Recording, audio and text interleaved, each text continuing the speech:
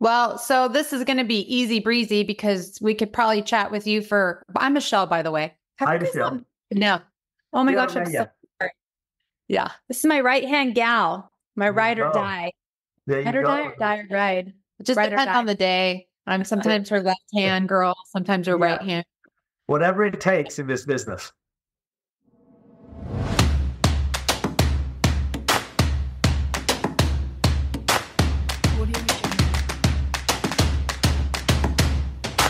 Welcome to the Now Podcast, episode 14. Our guest today is a powerhouse in the real estate world here in Central California, having sold over $300 million worth of property with 40 residential and commercial doors under his belt. He is deeply committed to building and teaching generational wealth. His expertise spans ground-up builds, renovations, and flips, making him a sought-after voice in the industry. And additionally, he's highly active on social media with almost 16,000 followers, with his branded van and awesome giveaways and zipping around in his Lambo. Yeah. I feel like if we were live, all of our listeners here locally would know who this guest is. Definitely. Drum roll, Courtney. Welcome, Parminder. Thank you for joining us today. Hi there, ladies. How are you guys? We're great. It's a Yeah, Friday. thanks for having me on. Yeah. Thanks for joining us. I know you, so I know how busy you are. We can tell just from your introduction. So we appreciate you taking the time. Oh, my pleasure. This is my first podcast. All right. Woo-hoo. It's an honor to have you. I'm honored. Yeah, I'd actually like to know just briefly a little bit about your background. I feel like where you're from originally, what got you into real estate. I'd love to just know a little bit more about that. Absolutely. Okay, where I'm from. My parents are originally from India. Then they moved to England. I was born in Nottingham, England, the town of Robin Hood. And then went through school there, moved to America, to the Central Valley here in the Fresno area in '88. And been here ever since. I went on to Reedley College, Fresno State, got a degree in functional biology and minor in chemistry, accepted to med school, passed, became an environmental chemist for 12 years, left that, opened the UPS store in Kingsburg, California, and then my wife, who highly encouraged me for years before that to get into real estate. And that's all I do now. We sold the UPS store 5 years ago, and real estate is it. Yeah.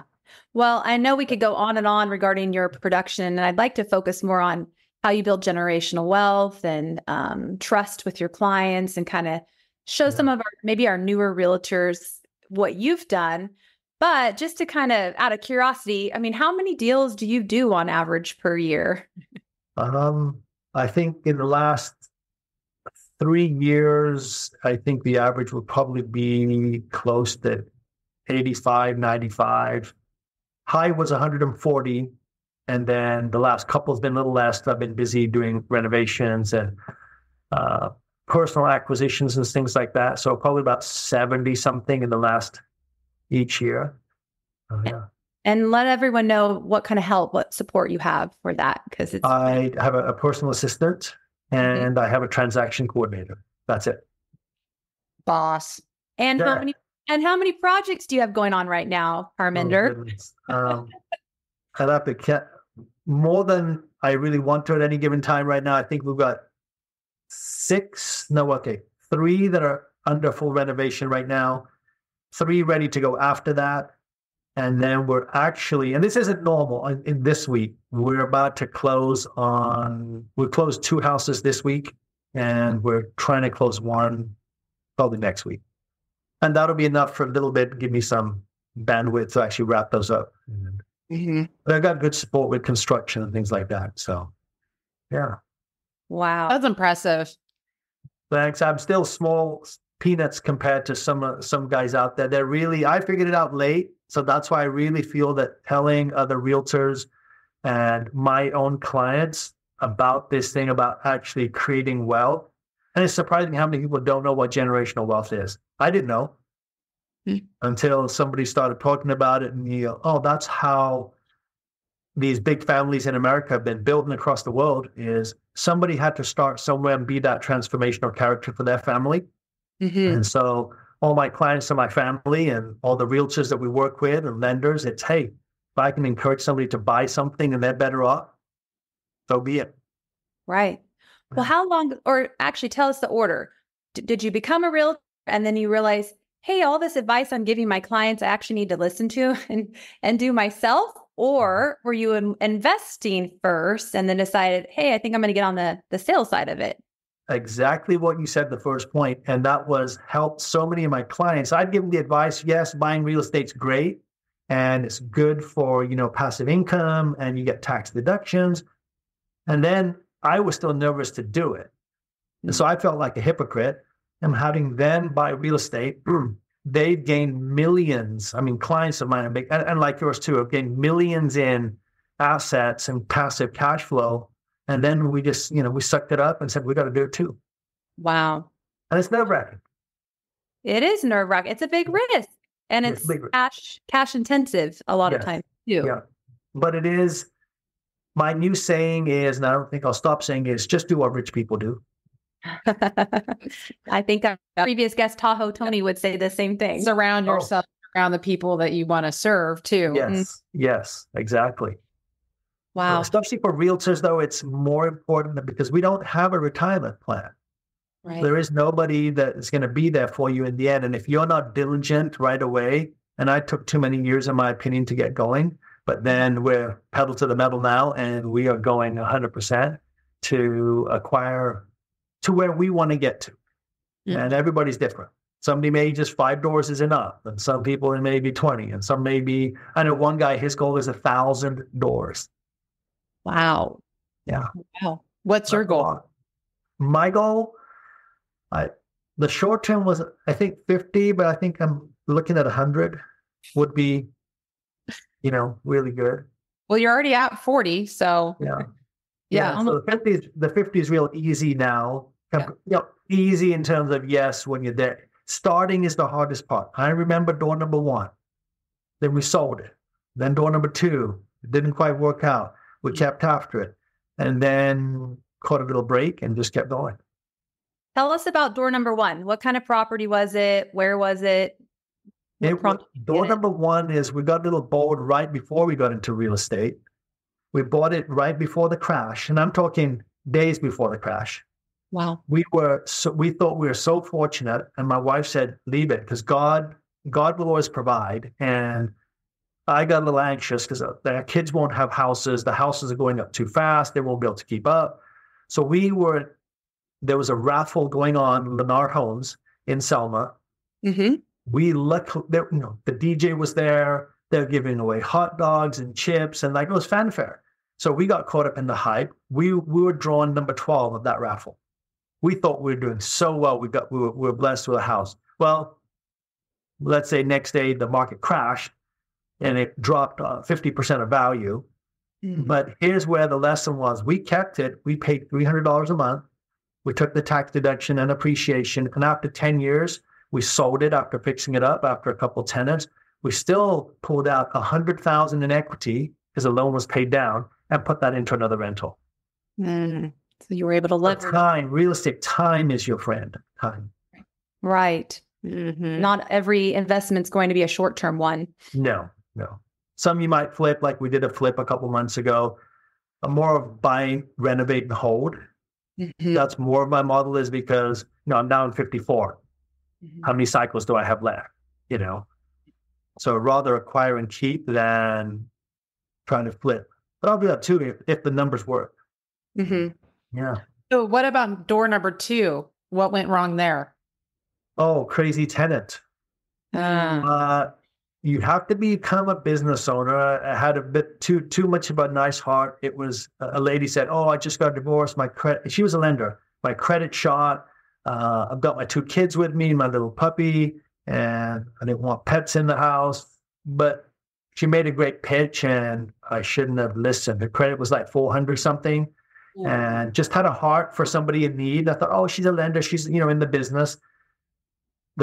Can I pick up the keys 3 days before the term was supposed to start? I told my Or said, give her the keys, no problem, and just collect the check. Oh, she forgot to bring a cashier's check because the trust funds haven't cleared. So I'll take a personal check. Well, that bounced. Oh, no. Getting check, so big rookie mistake, treated like a business. So it was tooth and nail trying to get money from her. And then finally had to put a notice on a door, 3-day pair quit. And then she messages me, why would you embarrass me like that? And why would you do me like that? And so it was, so that's where you toughen up. And I still have that problem. That's why I now have Kathy helping me, my assistant, is I don't, you don't always go to bat the best for yourself. Mm-hmm. But if it's for somebody else, I mean, I'm there with shield and sword. Let's go. Yeah. But for yourself, so you have to put a bit of a wall or just be a little bit tougher with tenants and be more business minded when you do it. Great lesson. Yeah. Do you have more of a system around that now, I would imagine? Collecting rents, yes. I use Buildium, which is an online platform for a lot of property managers use that. And it's a huge company. Mm-hmm. And that really helped me streamline collecting rents before I drive around, do this, time burn. And, the typical trying to learn how to do this business. I was about to give up all my properties to a property manager. That would have cost a couple $1,000 a month. And with an app that cost me monthly, maybe $80, $90, took care of so much work. Wow. What's the name of that app again? One more time. Buildium. Yeah. They have less than 50 doors. You can use that. There's another one, Appfolio, which is another big national brand. So those two are the big ones that property managers use. And I figured use something that they're using. So you don't use any property manager on all those 40 doors? No. I wouldn't. No. Oh. If you're very good at if you're mindful, get the application right, have a heart, but don't be stupid. Mm-hmm. Because guess what? You'll learn a new lesson that day. Yeah. You'll learn a new lesson. And I try not to put people in. The quality of my rentals, I try to go A, B plus A, real nice. My tenants have nicer stuff than I do. I've got a fan sitting right there, 72-inch metal 3-blade that I'm going to put into one unit we're doing right now. I don't have that in my house. That's like $600. So I try to provide a real nice living space. And all I ask is just treat me with respect, be mindful of the property, and you have a great place to live. Well, and you don't need that in your house because you've got the Lambo. You just live in that thing. Say, come on, honey, go. Yeah, let's go. Yeah, so who does all that for you? All your social? I mean, my gosh. So I have Amanda and Braz, and that's my social team. And they do a lot of videos. So if it's just a story, I do it. But most of it, we try. Our thing is we want it to be professional. Mm-hmm. We want it to look good, present well, give quality stuff. I don't think we've ever posted anything negative, is that we stay away from that. We always want to be the light in everything. We want to be good about it and, do good Lord's work and be good with people and take care of them. And so be good stewards of what we've been blessed with. Great values. Yeah. And very consistent. I can see when you look through your account, how consistent all of your messaging is. Yeah. And I think that's where I struggle because I have many interests. Sure. That will sometimes come through. And I thought, oh, shoot, I probably shouldn't have put that. That's the hard part is, that's why I sold the store, the UPS store. It's a distraction. Making money is not the only thing. It's the bandwidth that you have in your head. And so you got to dump some of the stuff so you can focus a little bit more on one or two things. That's it. Even one thing, I'm getting simpler and simpler. Let's go one thing. Mm-hmm. Yeah. She doesn't know anything about that. I've gotten a lot better. That's where I'm her integrator and I'm the visionary. She's got that's what you need. Yeah. You need that tag team. Everybody has their strengths. You can't do it all yourself. Right. Yeah. Yeah. Isn't that the truth? I do want to tell you a little bit about the third investment I think we got. Oh, okay. Let's do it. And so we got 6 units. And I'm sitting in the office, in our old office, and I get a phone call from, it was an online lead, which have gone downhill, a lot. Mm-hmm. And so I get a call, hey, I'm calling about these 6 units that came on the market. I'm 6 units? What is she talking about? Some random person. Mm-hmm. I look it up. I call my wife. right away. Hey, the 6 units right where we want. The money sitting in the bank. We've been waiting because we ended up selling that bad tenant one. So the money came back to the bank. We made an offer without seeing it. I mean, we didn't even go look at it. Negotiation went well with the other agent and said, seller says 10 more thousand is yours. Do it, write it up. Yeah. A sight unseen. We just bought it. Wow. And so that was because we were getting, a little frustrated, or I was, she was, and I was, that we're not doing something with it. And that's how we went into it. Yeah. Wow. Wow. Do you still have that? Oh, yeah. We're renovating one of the units. It's going to be bomb. It's going to look awesome. It already is. And we're getting enough banners for that one. And 2-bedroom, 1-bathroom. Yeah, that asset has appreciated quite a bit. Are they all within driving distance from where you live? Yes. All of your Yes. Yeah. I try to be real local. Most of us are Selma, Kingsburg, Sanger. We'll go to Fresno, to Visalia if needed. We just flipped one in Hanford. Just so these tri-county, stay right here. We've looked at possibly out of state because cash flow is better, but I don't think we have the stomach yet to go out there because we don't have somebody out there that we can trust to take care of it. Right. Yeah. That would be the risk. Let's shift a little bit because most of our audience are realtors and they're probably thinking, I don't know if I can do that. This guy sells, 70, 100 deals a year. He's got 40 doors to do it all himself. You're kind of a unicorn, I would say. Sure. I'd be thinking that. What would you say to those people? How do they become Parminder? I think they need to become themselves, the best version of themselves. And that's why now it's me versus me. And, you guys know it's you versus you, right? There's really no competition. It's just us. And so when we bought those 6 units, I wasn't selling 70 deals. Mm-hmm. This is a few years ago. And so, because I came in part-time, we had the UPS store, but we were diligent about saving funds. We didn't live a lavish lifestyle or anything like that. There was no Lamborghini. Never thought that I would ever, when I was selling real estate, okay, check this out. I'll back up, and this is so they can see where I was. And so they don't think that it's a unicorn thing. Okay. I remember I went to a client and my $2,500 Isuzu Rodeo that vibrated at 70 miles an hour on the freeway, but the air conditioner blew cold, bumper hanging on the side. So that's my beginning. Okay. So, and I bought that from my uncle because he was moving back to England. And so, no, it's not unicorns. There's a lot of unicorns out there then if I'm a unicorn. Yeah. There's a lot of them out there. Not just my clients. I can see through my clients. One kid I have, he's 32 now. He has 34 doors. Cash flow, his income monthly is about 34,000. 17 goes to mortgages. So he can retire now, 32, making 17,000 a month. Wow. He is nothing special. And he'll say that himself, and he isn't.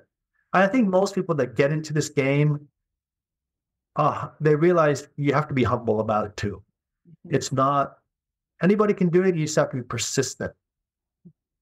I mean, a realtor, if you're selling real estate and you don't own real estate, drugs are bad for you. Drug dealers don't do their own drugs, right? Yeah. Real estate is good for you. So why aren't realtors doing it? Good question. But just buy something.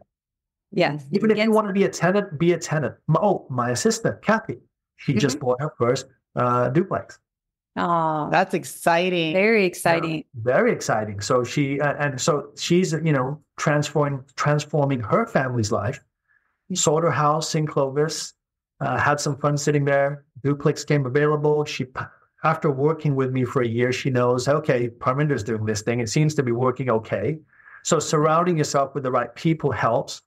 There's people that are doing much bigger things than I am. So it's just watching those things. And then the deal came along. She bought it, didn't think twice about it.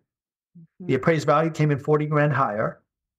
He just renovated. She went from nothing to property owner, duplex, to renovating one unit completely, raising the rents. The other tenant moved out. So panic sets in. Another tenant steps in. and it's cash flowing just fine.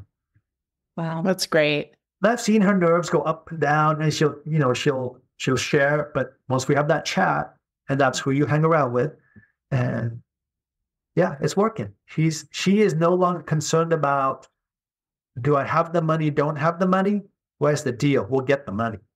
Mm-hmm. There's always ways to find the money. Get the money. Money is not the hard part. The deal is the hard part. Yeah, I've heard that. I've heard that a lot, and I've experienced that myself. That's definitely accurate. The houses we just bought, 2 houses we closed on, I've got $3,000 in the deal on 2 houses.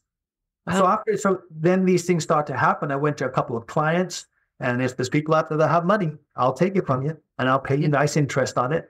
And so they loaned me the money to buy those 2 houses. No bank involved. I've done that a few times.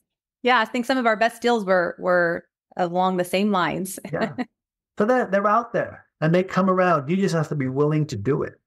Mm-hmm. And for realtors, I mean, the average realtor's making what? 50, 60,000. It's not like the real estate cartel that all these news media outlets talk about, and they're like, driving around flashy houses on the beach. They're just regular people doing something. So if a realtor can get 4 or 5 homes and they're paid by the time they retire, their lifestyle only improves. It doesn't get worse. And they're diversifying their income, which we know is important. Yeah. And it helps them speak to more clients and help their clients that may have some money build wealth as well. Right. There's nothing better than helping somebody get from point A to point B, and their life just transforms. Man, it's a great feeling. Mm-hmm. It's a great feeling.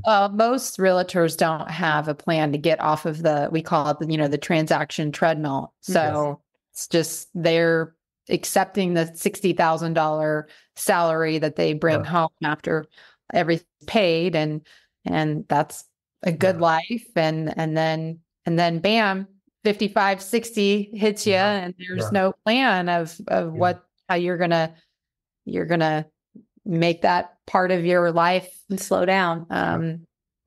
Be comfortable, whatever comfortable looks like to everyone's laws is different, right? Right. And unfortunately, nobody teaches you that. Even the brokers don't teach you that. As a whole, most brokers they're focused on your production. They just want you to go sell. And that's okay. That's their business, right? That's their model. But there has to be something that changes that says, hey, realtors, wake up. Your job is to go sell, but also to provide for your family too. Mm-hmm. I mean, we don't want our realtors out on the street being homeless at the end of their careers. Yeah. It's a tough business. People don't realize how tough it is for realtors, especially these past few years. And even with record sales, it's still been very tough. Day in, day out, 7 days a week, Christmas, Thanksgiving, you get the calls, you're still working, you're having especially for women, I don't even know how women do this business. I mean, raising children and hustling and selling. Yeah. I mean, that's a lot of work. So should there be something for the realtors at the end of the race? I think so. Well, you're speaking to 2 moms, and I was thinking about our evening last night. I mean, we were just packed all day, and then go home, and we're talking about deals and listing escrows and our vendor today. And I had five girls I just picked up from basketball practice. Sleepover. Sitting in front of me. Yeah. It's wild. No, I appreciate the sentiment on that. Oh yeah. Women in real estate. I mean, that's hard work. Mm-hmm. It's hard for guys. I mean, I don't know how women do it personally. I mean, it's a lot because you got to juggle family, go home to crazy husbands, and and so it is. Props to all the women out there too. Yeah. We're the unicorns. Yeah. I love it. Yeah. There it is, right? Yeah. See what I mean? So it's regular people doing amazing things. Yes. That's the thing. I mean, realtors, if we look at it, they are amazing people. The ones that are really doing it for their clients, and they understand the business, they're elevating the standard, and they're just professional. And that's what we need more of. Yes. Just regular people doing amazing things. I like. No, it's not, it's not easy to find though. It really isn't. I mean, I feel like when you surround yourself by people like that, like-minded, you tend to attract those people, but it's not easy. It's not easy. We're blessed to have the people that we know, but it's not an easy thing. You have to get inside those circles. Yes. Yeah. Yes. And share core values. I mean, that's touched on a few of them, but if it's not a shared core value and the vision, then it's flat. Yeah. Right. But those are doing, whether they're in real estate or not, whoever is a doer, just being around them, that hustle. I went to Jason Pritchard's, those guys put on a wholesaling event, a flipping event this past weekend at Table Mountain. And oh my gosh, you can feel the energy of all these people that are hustling hard. They've got a good mindset, that strength, the resiliency, and that was my big thing for going. I just want to feel that hustle. Yeah. Feel energy. stronger, and to give yourself that purpose and focus again. Well, I think on that note, I think we can end with, for our listeners that want to learn how to build generational wealth, like Parminder and his wife have done, they can hear him because we have an event coming up in June 28th, 29th, and Parminder will be there speaking on this very topic. So we'll make sure to get more information out there. But in the meantime, where can people find you, Parminder? On Instagram, Parminder at Parminder the Realtor. There's 2 underscores between Parminder the and definitely. If you type Parminder the Realtor, you'll find it there. Facebook is the same, and my website, if you want to reach out, stre.com. All right, it's great. And check out the Lambo. Yeah, check out that lovely car. I'm actually thinking about selling it. Oh no, I want to ride in it before you sell it. Yeah. And selling it. And here's the thing: is not the unicorn to sell it because I thought I may have felt a little drop in my hustle because I got a little comfortable. So I was thinking about it. So I want to make sure, because there was the goal to get it, and then now that was the only one thing on my bucket list. So do I want a bigger one and then buy it in 5 years? I don't know. Because it's not, once you've driven it, it's fun, it's really enjoyable, but you got to get that personal growth thing. I need more growth. Right. What are you going to tape in your mirror in your bathroom for that next thing? Yeah, exactly. That's it. Yeah. You don't know what it is yet. Well, if it was a Lamborghini, it'd be the new, replace the Aventador. It would be the Revuelto. Oh, well, I'll ride in that too. There's a door. Yeah. Oh yeah. It's 12 cylinders versus 10. It's okay if you like cars, We're going to be in Fresno next week, so maybe we could just meet up for a quick ride. Yeah, absolutely. Stop on by. I'm always working. I'm always around somewhere. Yeah. Okay. We'll find you. Well, we're going to take you up on that. All right. Thank you so much for joining us. You got it. Absolutely. Look forward to seeing you on the next one. All right. Thanks, Parminder. Take care. Bye-bye. Bye. Bye. Bye.